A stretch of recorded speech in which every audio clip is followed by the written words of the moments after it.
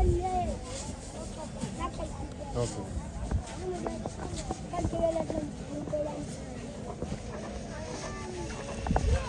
Collect.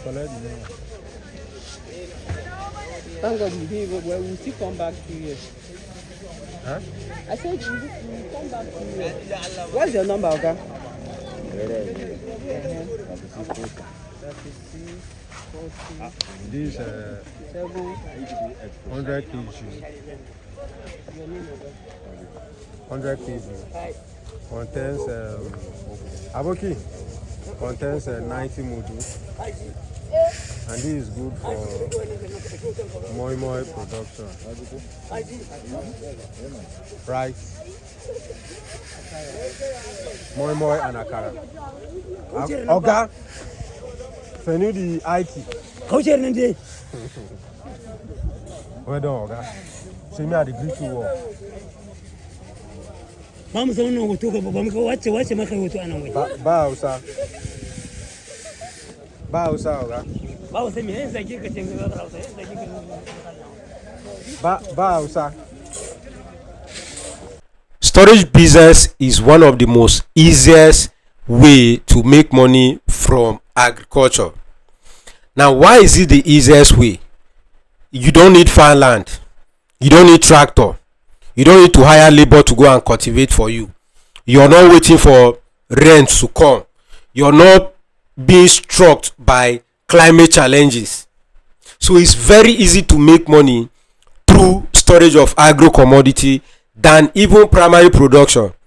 This is not me saying primary production is bad. I'm only saying the easiest way to make money, especially for people who have limited knowledge on primary production, is storage business. Now in Nigeria last year, many people who did storage of farm produce lost a lot of money.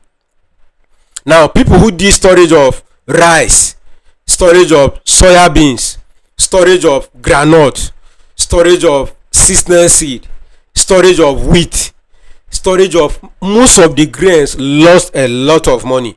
Why was that so? Simply because of one government policy.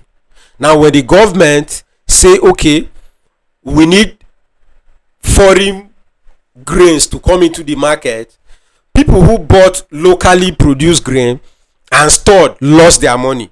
So it was not because maybe you are a beginner, you are a bad person that you lost. Now sadly, some people borrowed money to invest in that storage. Some people borrowed money or took money that was ought not to be invested in storage and keep it there, hoping that or believing based on former data that look, if I buy this thing for 10,000 and I keep, based on how it was last year, a bag was selling for 350, then if I sell, I'll make money, especially for beans. I remember last year I sold beans for 280,000 as a wholesaler. So retailers were selling for like 350, 300,000, 320 depending on region. But we for northern Nigeria, I sold one bag of beans for 280,000. It was a big business for us. Of course, not that the profit was that big, but the demand was much and the beans that was in circulation was less. So people made a lot of money from beans storage in 2024. So based on that data, they believe 2025 will also make money. Then boom, government came in and scattered the business. Now that does not mean storage is bad. Due to the bad experience people had, many people tend to say, okay, I will not invest in storage again. It's a bad business. Some people even insulted people that told them to do storage. Now the truth of the matter is that if only government did not step in to bring that policy, everyone that did storage would have made money. But the policy came in and destroyed the whole business. So what I'm about to share with you today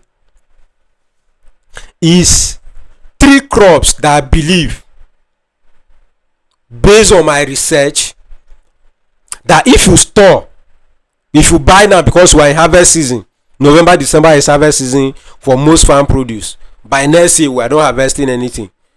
So based on that data, I have like 3 carefully selected crops, or let me say grains, that I believe if you buy now and store by 2026, you should make nothing less than 50, or let me say 20 to 50% of your invested capital.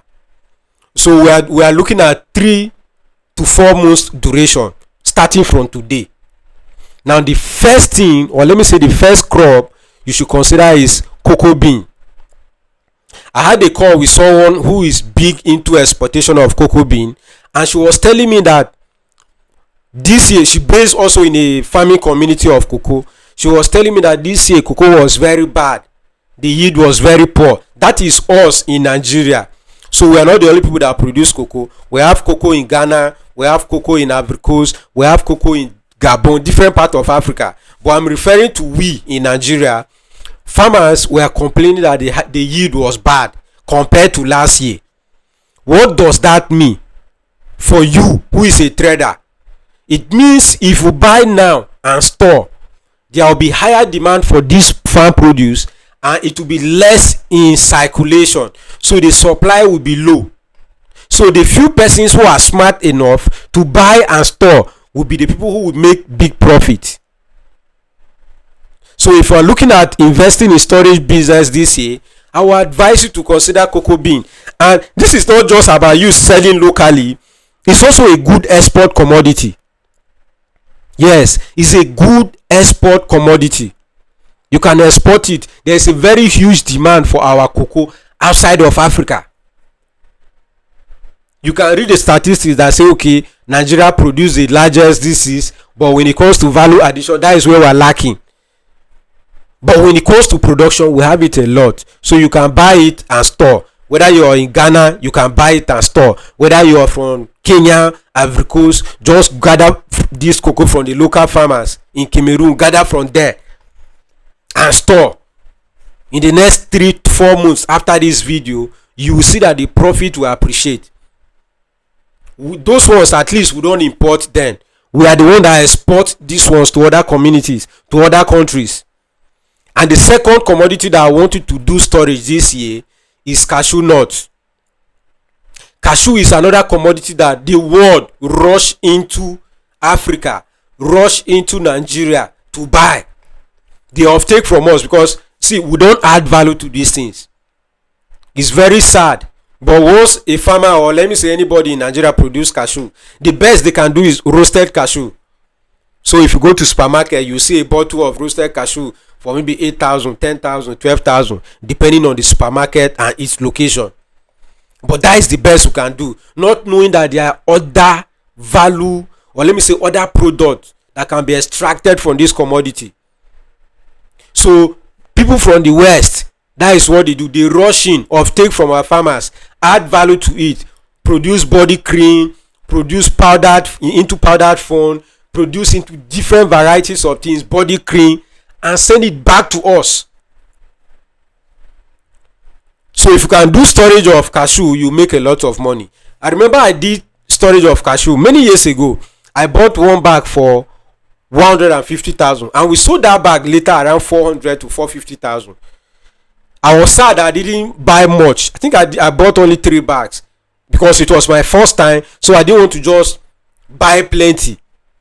So it was after the price increased, I was like, oh, if only I knew, I would have bought like 10 bags or 20 bags.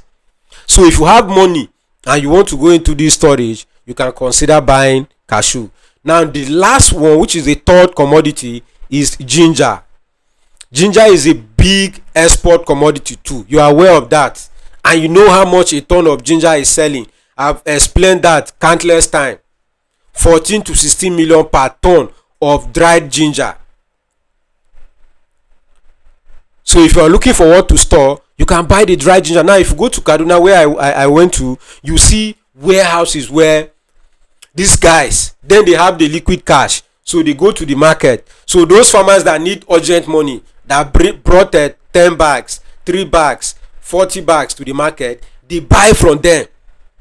When they take these bags from them, they take it to their warehouse, they pay women money, they slice it and dry. Sun drying, they don't even use any machine for drying, because remember, we are in dry season already in most places. They sun dry, package it neatly in export bags, and save it in their warehouse. So they have Chinese people who come to those communities to offtake.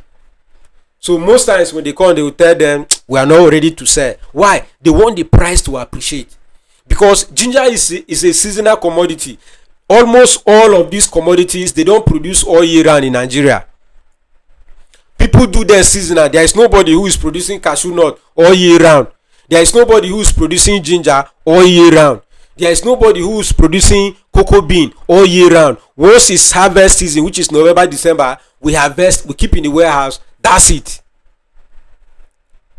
There's nothing to do again. Many farmers go on strike until next rainy season.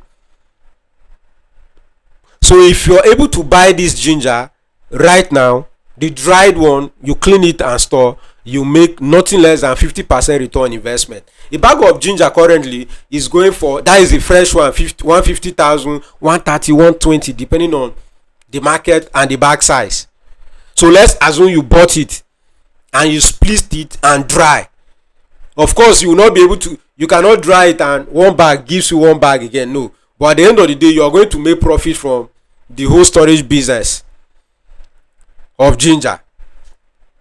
So I'm referring to storage because the crops that I mentioned here are for people with large capital to invest in the business, because they are higher export commodity, which means there is a lot of demand. This information I'm sharing with you, I'm not the only person that know. There are many people who silently know this information and they don't share. So once it's season for cashew nut, they will go to those villages and offtake, which is what you need to do. See, you can't do storage business, at least as a beginner sitting in your room. You need to travel. You need to visit farmers. And that was the reason why when I wanted to push my attention in ginger farming or ginger business this year, I went to Kaduna, visited some of those farmers. It was a long distance road trip. I invested money staying in hotels. Went to interior villages that I've never been to meet farmers, because I want to make money from the business this year. So if you, from the other end, you also want to make money from the three commodities that I've listed here, cocoa bean, cashew nut, ginger, invest money in travel. So like for example, if you want to do cashew, you go to Kogi State, you go to Ogbomosho, you go to Nasarawa, you can even check some community within Abuja, they do. So when you check these communities, you have farmers, you speak with them, you have their contact. They can be updating you on current market price, even when you're not there. They can tell you, okay sir, it's plenty in the market now, no, the price have dropped, which is an opportunity for you to hit in and pick your money.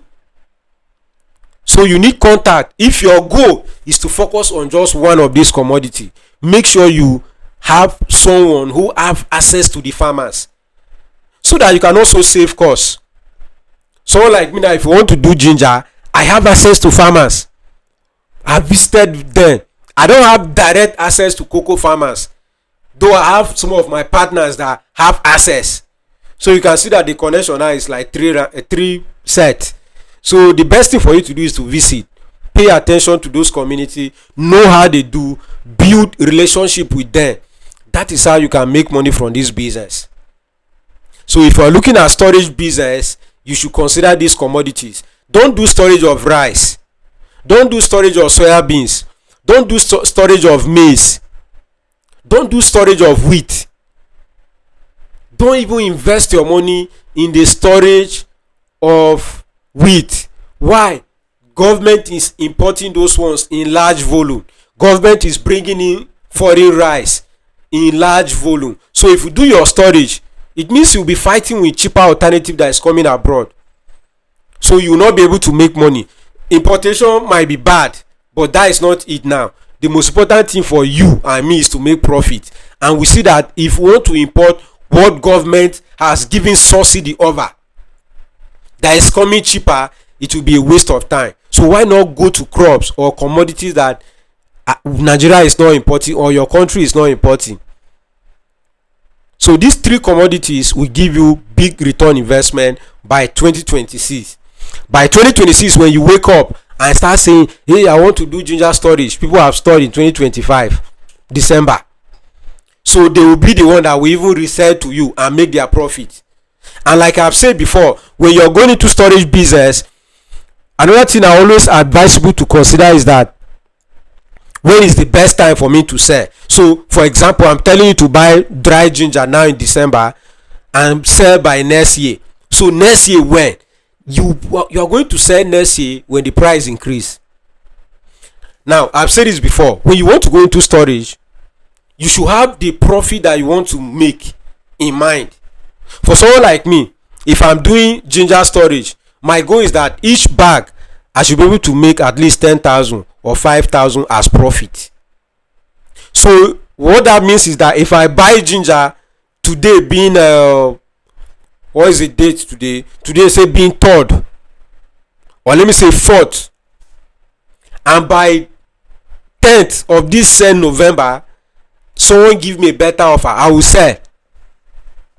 So it's not about me waiting for 10 months or for 6 months so that the price will now increase I have my target. So if anybody that is coming to give me that target profit, I will sell out, collect my profit, and do another business sharp. It's turnover business. So if you want to go into any of this commodity you want to store, there is no need to ask, okay, if I buy now, how much will I sell? No, the answer is, if I buy now, how much am I expecting to be a top up on this commodity that I've stored? And once it's time for that, you sell out. So these are the simple commodities that I want to explain to you, and the tip I've brought to you so you can know when it comes to storage business. If you have gotten value in this video, share this video, subscribe to this channel, stay connected. I remain Denison, your billionaire farmer.